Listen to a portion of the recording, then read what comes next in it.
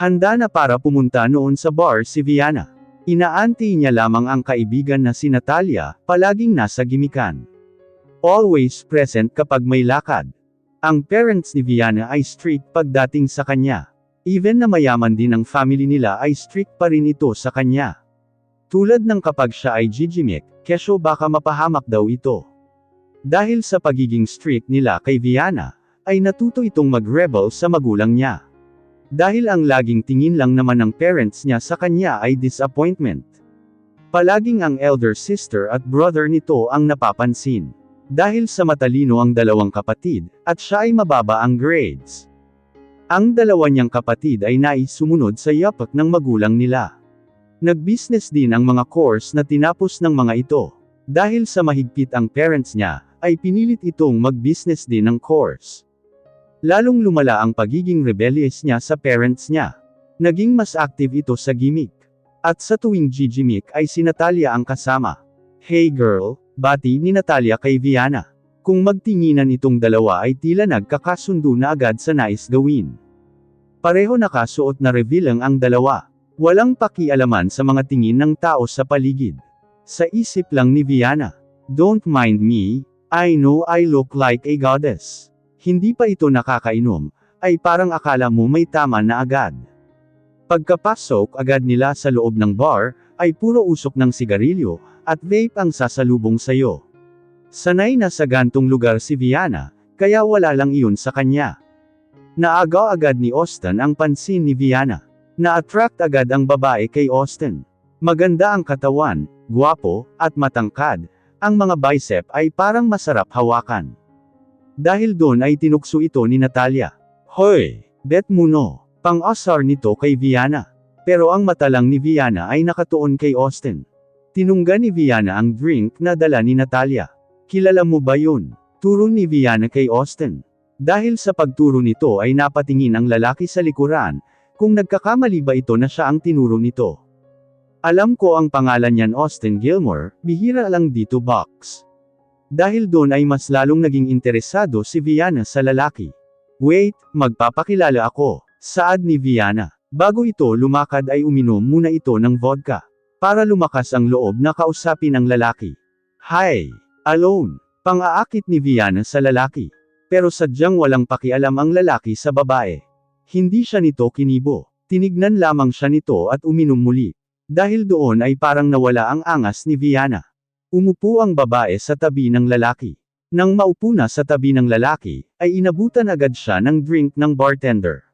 Napaka-sanggit mo naman. And by the way Viana, paglalahad nito ng kamay upang makipag-shakes hand.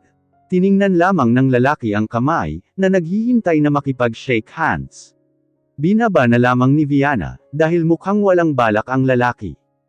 Napansin ni Viana na mukhang may problema siguro ito, dahil sa puro hard drink ang order sa bartender. Nagstay muna ng saglit si Viana, tutal hindi siya nito pinapansin, ay aalis na lang siya sana. Ngunit pagtayo ni Viana, ay bigla siya nito hinatak. Halos madapa si Viana sa paghatek ni Austin sa kanya. Sa VIP room pala siya nito dinala. Nakuha agad ni Viana na mayaman din ito, dahil afford ang pinakamahal na VIP room. Wait, anong gagawin mo? Kinabahan na tanong nito sa lalaki.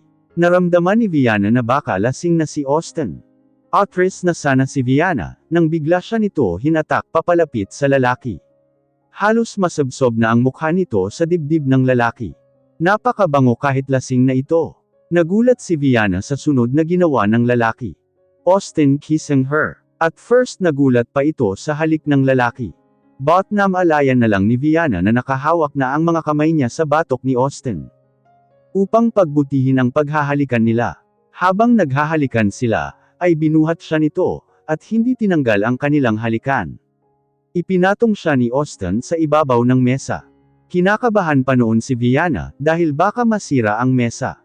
Nagiging mapusok na ang kanilang gantihan ng halik. Kinakabahan si Viana, dahil baka mawalan na talaga ang iniingatan niya. Wala na din siya magawa, dahil kahit gusto niya tumigil, ay kusa na lang ito pumapayag sa gusto ng lalaki. Naguguluhan pa nung una si Viana sa gagawin ni Austin. Hindi pa nakontento si Austin, ay dinala na niya ito sa bed. He slowly put down under the bed Viana. Tatayo na sana si Viana, nang pigilan siya muli ng lalaki. Pananaway nito sa babae. Austin wasted no more time and removed his clothes. Dahil doon ay napatitig sa naglalakihang abs si Viana. Bamulong ito sa kanyang isipan, ang yummy nito. Tila excited na ani nito sa isipan. Agad na sinunggaban sa labi si Viana. Hindi na nagsayang ng oras si Viana ay gumanti na din ito sa halik ng lalaki. Austin slowly removed her all clothes. Sumusunod lang si Viana sa ginagawa ni Austin sa kanya. Nahiya pa siya nang lumantad ang buong katawan niya kay Austin. Nang makontento na ang lalaki, ay he immediately removed his pants and boxer. Biglang napalaki ang mga mata ni Viana sa nakita. Mga day, bakit parang siniswerte ako sa nakikita ngayon? Ayaw ni Viana na magtagal pa, at baka mahimasmasan na ito paggising. Kahit hirap na maglakad si Viana, ay pinilit nito na umalis na sa kwarto, at iwan ang lalaki. Agad na umuwi si Viana dahil sa pagod din ito. Nag-text na lang ito sa kaibigan na nakauwi na siya. At doon nagsimula ang mistake na nagawa namin ni Austin and me. Umalis na parang wala sa sarili si Viana doon.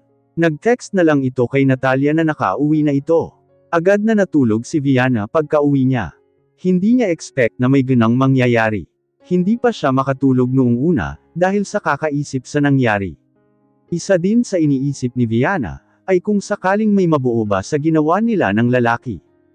Ang naalala lang ni Viana ay Austin ang name ng lalaki. Sa isip ni Viana, bukas na lang niya itatanong muli sa kaibigan kung ano nga ba ang pangalan ng lalaki. Sobra ang pagsisi ni Viana sa nangyari. I'm so sure nga. Inis na ani ni Viana sa sarili. Nang magising ito ay late na masyado, kaya napag-alitan ito ng kanyang magulang. Kailan ka ba magtitino, Viana? Striktong tanong ng ina sa kanya.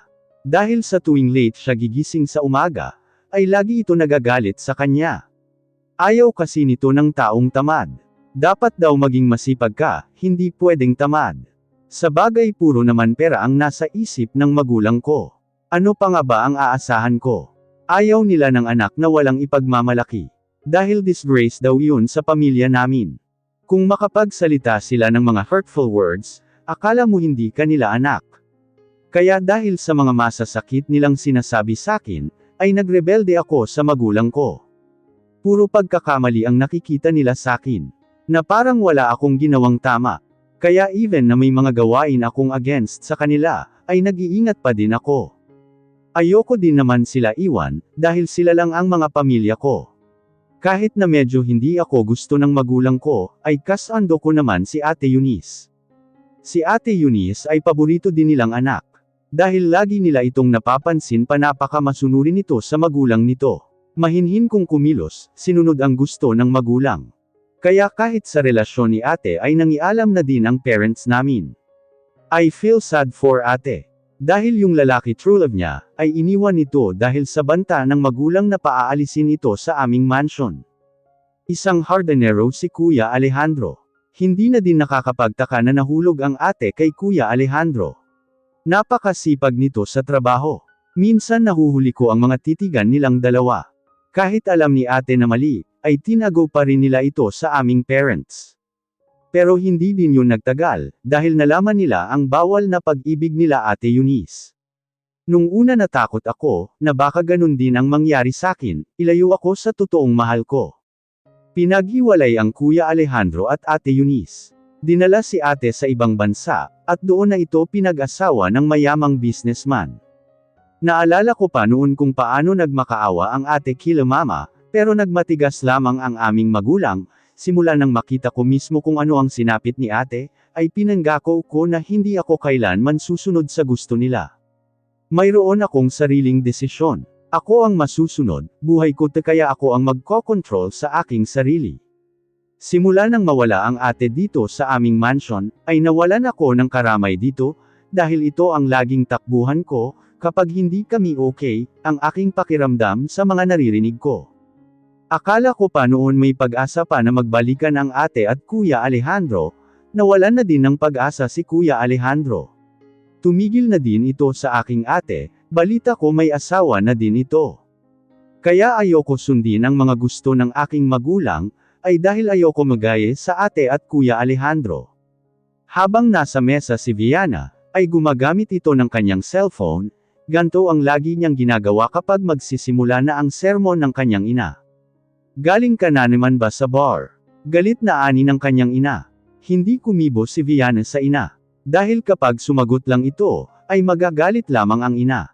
Kahit kailan talaga napakatigas ng ulo mo. Sermon nito kay Viana.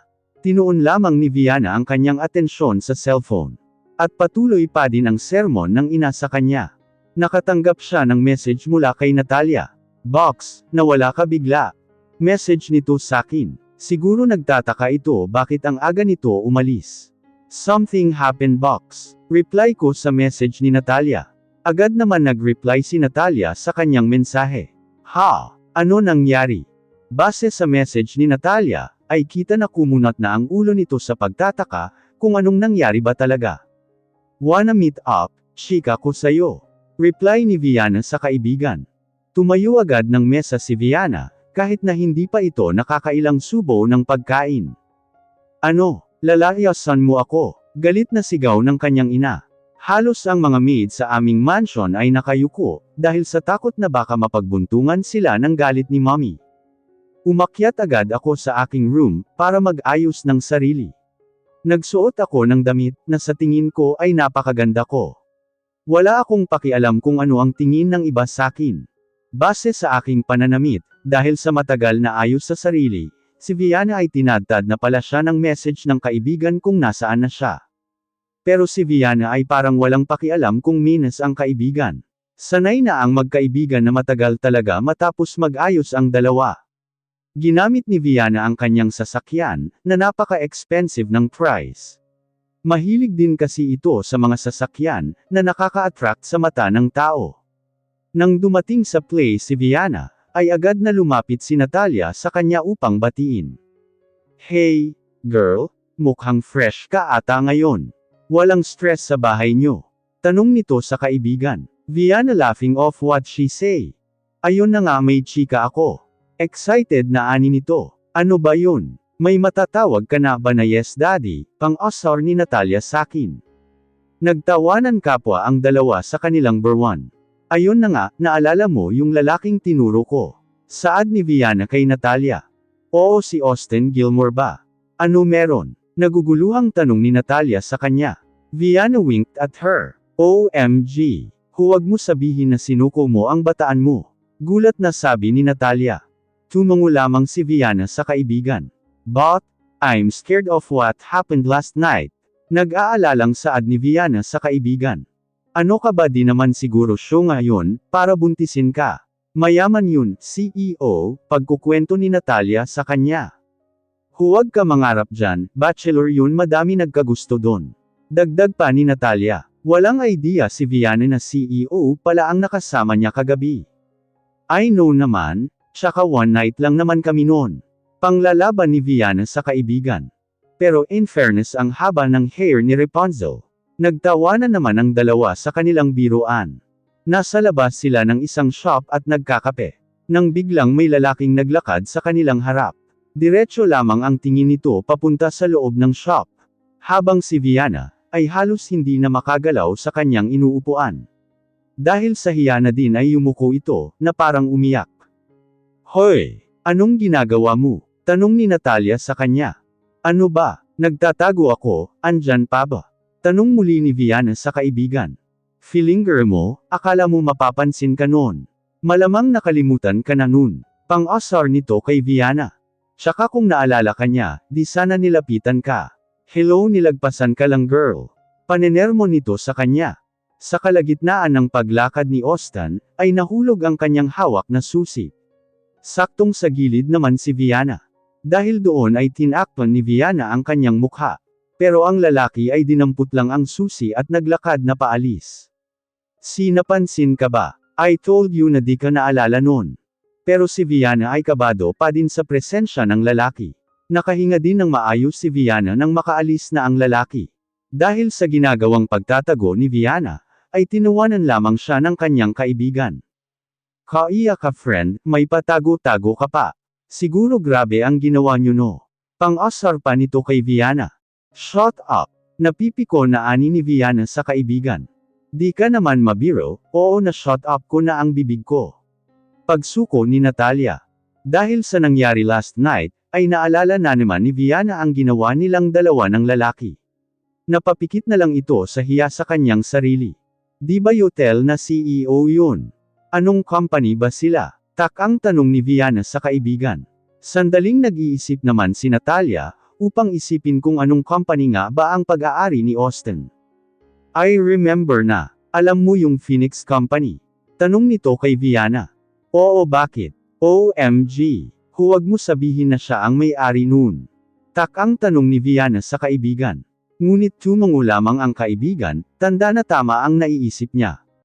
Napahawak na lang sa noo si Viana, sumakit bigla ang ulo ko. Saad ni Viana. Ha? Nabuntis ka agad? Ang tanong nito sa kaibigan. Ano si Flash ba ang semilya niya, at mabubuntis agad ako? Mag-isip ka nga box, mindset ba mindset? Pilosopong saad ni Viana sa kaibigan. Oo nga no, na-realize niya din na ang show nga niya sa part na yon. Masayang nag-uusap ang magkaibigan, nang makareceive siya ng message from her mom. Nasaan ka ba? Pumunta ka ng company, may i-discuss sa'yo. Wala naman choice si Viana, kundi ang sumunod sa ina.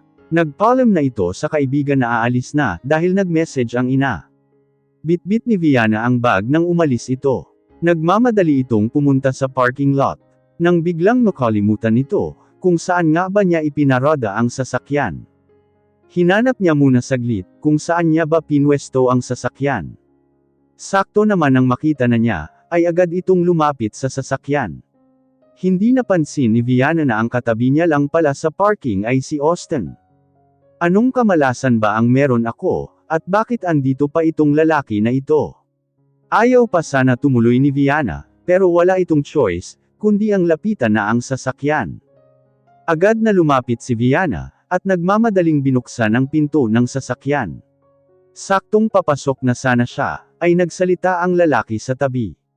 I remember who you are. Saad ni Austin sa kanya. Ayaw na ni Viana lumingon, dahil sa sobrang kahihiyan, baka nagkakamali ka lang. Pagtatanggi nito sa lalaki. Agad na pinaandar ni Viana ang sasakyan, at dumiretso na sa company nila. Pabalik-balik naman ng lakad ang ina niya, siguro may importante itong sasabihin, kaya ganyan. What is the problem, mom? Tanong ni Viana sa ina. Huwag ka aalis, antayin mo ang makakamiting mo, kailangan mo maklose ang deal. Pagpaalala nito sa anak. Habang ang mukha naman ni Viana ay nakasimangot ito. At inaante ang taong sinasabi ng ina. Ang sabi paparating na daw. Inip na ako sa kakaante, ang bagal kumilos. Maya-maya lamang ay bumukas ang pinto. Halos gusto na ni Viana lumubog sa kinauupuan niya. Good day, Mrs. Alcantara. And? Tanong nito sakin. Loko, hindi niya nga naalala ang pangalan ko, siguro sa mukha lang. Naglahad na lang ako ng kamay bilang paggalang. I'm Viana Alcantara, daughter of the CEO of this company. Pagpapakilala ko, nakipag-shakes hand naman ito sakin. Napakalambot ng kamay, mas malambot pa sakin. Halatang mayaman nga talaga ang isang ta. Pagpapakausap sa sarili ni Viana. So, what are we discuss about in your proposal?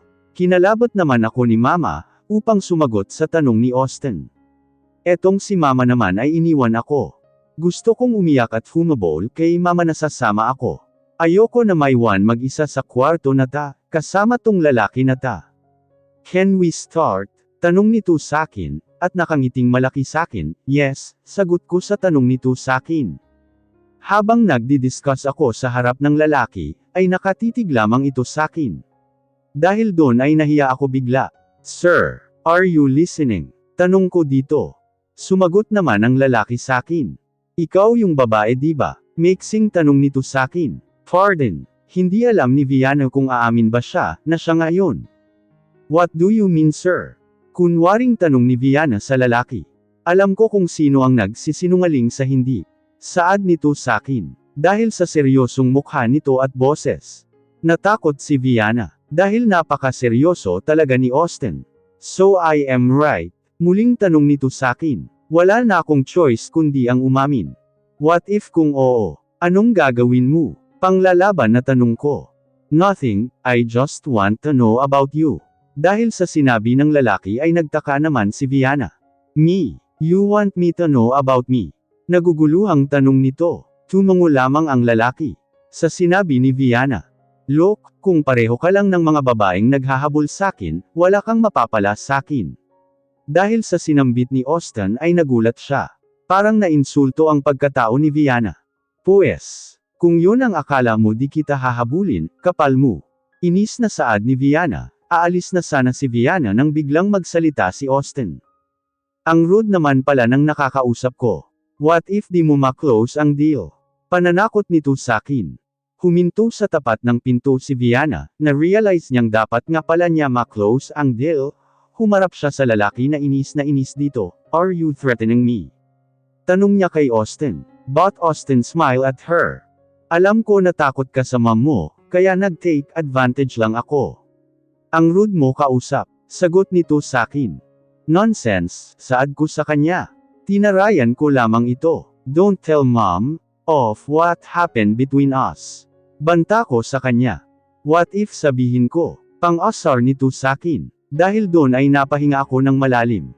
If gusto mo pa maging bachelor hanggang ngayon, please keep the secret between us. Pagkukumbinsi ni Viana. Kahit na nag-aalangan na umalis na si Viana, ay umalis na ito sa room. Napaka-rude naman pala ng lalaki na yun. Nakakainis bakit kasi siya panalapitan ko. Nang palabas na ako ng company, ay biglang tumawag ang aking mom. Any news? Kahit na hindi ako sigurado na mako-close ko ang deal, ay sinabi ko sa aking ina na. He will inform us mom, if nakasigned na sila ng contract. Saad ko, dahil sa pagsisinungaling ko, ay nag-iisip na ako kung ano pwedeng idahilan, if dito pumirma ng contract in our company. Dumaan muna ako sa isa kong shop, na madalas kong puntahan. Nakita ko si Tyler Vincalistar. Siya ang naging crush ko noong mga college pa lang kami. But he didn't me, that I exist. May GF ito na si Triana. Grabe ang inggit ko sa babae na yon. Dahil naging GF siya ng crush ko. Ngayon ko lang muli nakita ang lalaki. Mukhang seryoso ito dahil nakakunot ang noo. Nakatingin lang si Viana sa malayo, at tinitigan ang lalaki, nang biglang dumating ang GF nito, magkasama pala ang dalawa. Grabe ang binago ng GF niya, lalo ako na insecure sa kagandahan nito. But I'm prettier than her. Sino pa ba magsasabi? Edi ako lang din sa sarili ko. Alangan sa ibang tao ko pa marinig na I'm prettier. Humigop ako ng kape saglit, dahil sa puno na ng sama ng loob ang araw ko.